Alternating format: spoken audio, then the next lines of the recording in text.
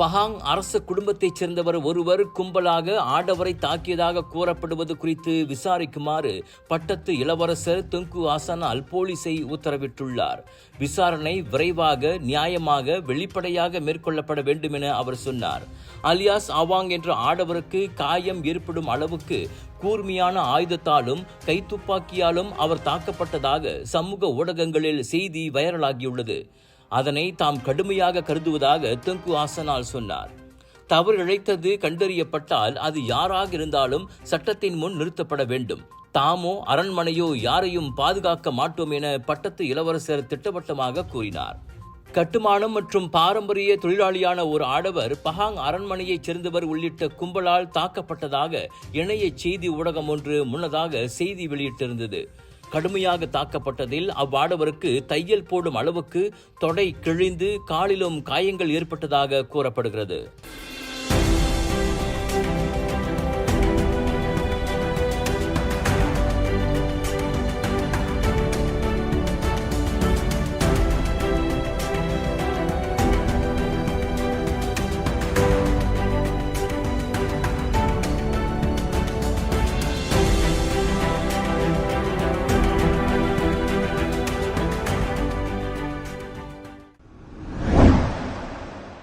பதினான்கு வயதுக்கு கீழ்ப்பட்ட சிறார்கள் மத்தியில் சமூக ஊடக பயன்பாடு தடை செய்யப்பட வேண்டுமென 10 மலேசியர்கள் விரும்புகின்றனர்.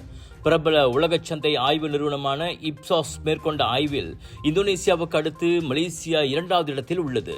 ஆய்வில் பங்கேற்ற மலேசியர்களில் 71% பள்ளியிலும் பள்ளிக்கு வெளியிலும் மேற்கண்ட வயதினருக்கு சமூக ஊடகங்கள் தடை செய்யப்பட வேண்டும் என கூறியுள்ளனர். அதுவே இந்தோனேசியாவில் 79% அவ்வாறு தெரிவித்துள்ளனர். மற்றொரு கேள்விக்கு 51% மலேசியர்கள் 14 வயதுக்கு கீழ்ப்பட்ட சிறார்களுக்கு விவேக கைபேசி பயன்பாடே தடை செய்யப்பட வேண்டும் என வலியுறுத்தியுள்ளனர். 29% சாட் ஜிபிடி பயன்பாடு தடை செய்யப்பட வேண்டுமாம்.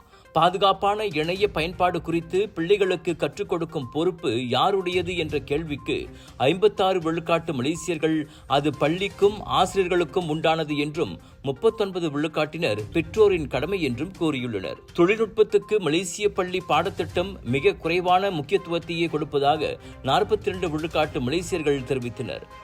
கல்வியில் தொழில்நுட்பம் என்ற அந்த கருத்து கணிப்பு இணையம் வாயிலாக 30 நாடுகளில் 75 வயதுக்கு கீழ்ப்பட்ட 23,754 பேரிடம் ஜூன், ஜூலை மாதங்களில் நடத்தப்பட்டது.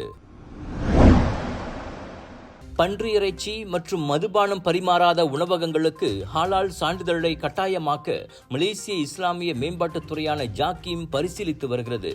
சமய விவகாரங்களுக்கான பிரதமர் துறை அமைச்சர் நயீம் மொக்தார் அவ்வாறு கூறியுள்ளார். உணவக நடத்துனர்களுக்கும் உணவு நிறுவனங்களுக்கும் ஹலால் சான்றிதழை கட்டாயப்படுத்தும் சட்டங்கள் எதுவும் தற்போது இல்லை. மாறாக ஹலால் சான்றிதழை பெறுவது அவர்களுக்கு தன்னார்வ அடிப்படையிலேயே இருப்பதை அமைச்சர் சுட்டிக்காட்டினார். எனவே மேற்கண்ட உணவகங்களுக்கு ஹலால் சான்றிதழை கட்டாயமாக்க சட்டத்தில் திருத்தம் செய்யப்பட வேண்டியுள்ளது. அதன் அமலாக்கத்தில் பல்வேறு அரசு நிறுவனங்களும் ஈடுபட வேண்டியிருக்கும் என்றார் அவர். முஸ்லிம் வாடிக்கையாளர்களை கொண்ட 6 பிரபல உணவு மற்றும் பான விற்பனை நிலையங்கள் ஹலால் சான்றிதழை பெற்றிருக்கவில்லை என செவ்வாய்க்கிழமை ஜாக்கீம் உறுதிப்படுத்தியது குறித்து அமைச்சர் அவ்வாறு கருத்துரைத்தார். SPM, STPM மெட்ரிகுலேஷன் பாலிடெக்னிக் முடித்த மாணவர்களே, செப்டம்பர் 6 பொது பல்கலைக்கழக விண்ணப்பத்திற்கான முடிவுகள் வரவிருக்கின்றன. பிடித்த துறை கிடைக்கவில்லை என்றால் என்ன செய்யலாம் என திட்டம் இருக்கிறதா? உங்கள் கனவை நனவாக்க இதோ செப்டம்பர் 7 மற்றும் 8 தேதிகளில் எய்ம்ஸ் பல்கலைக்கழகம் ஸ்பாட் ஆன் ஸ்காலர்ஷிப் தினத்தை ஏற்பாடு செய்துள்ளது.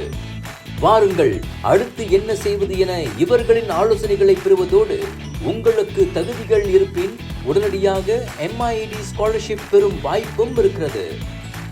தரம் என்றால் அது எய்ம்ஸ் பல்கலைக்கழகம்.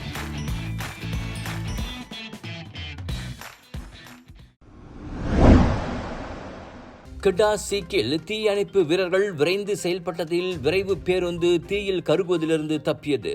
புதன்கிழமை மாலை 3 ஏற்றிக்கொண்டு கொல்லம்பூர் TBSலிருந்து சீக் செல்லும் வழியில் ஜலன் பாரிட் பஞ்சாங்கில் பேருந்தின் பின்பகுதி டயரில் திடீரென புகை வெளியாகி ஏதோ எரிவது போன்ற வாடையும் ஏற்பட்டது.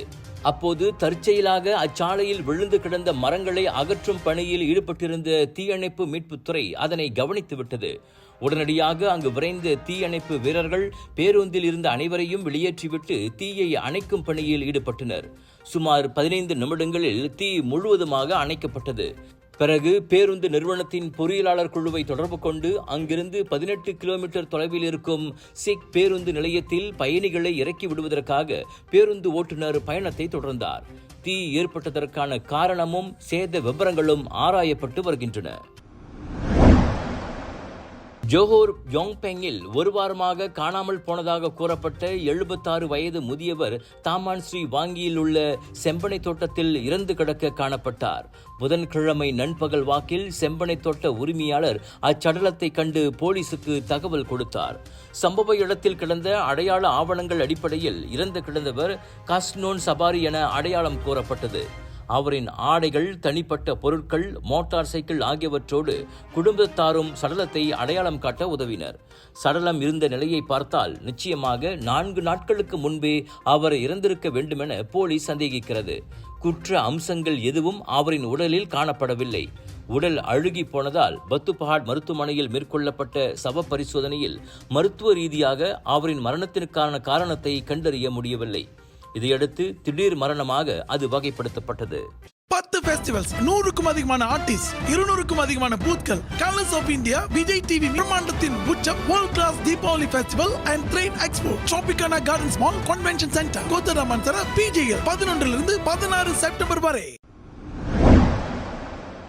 ஸ்லாங்கோர் கோம்பாக் டோல் சாவடி அருகே வேகமாக செலுத்தப்பட்டு மோட்டார் சைக்கிளை மோதிய வெள்ளை நிற வேன் போலீசாரால் தேடப்படுகிறது.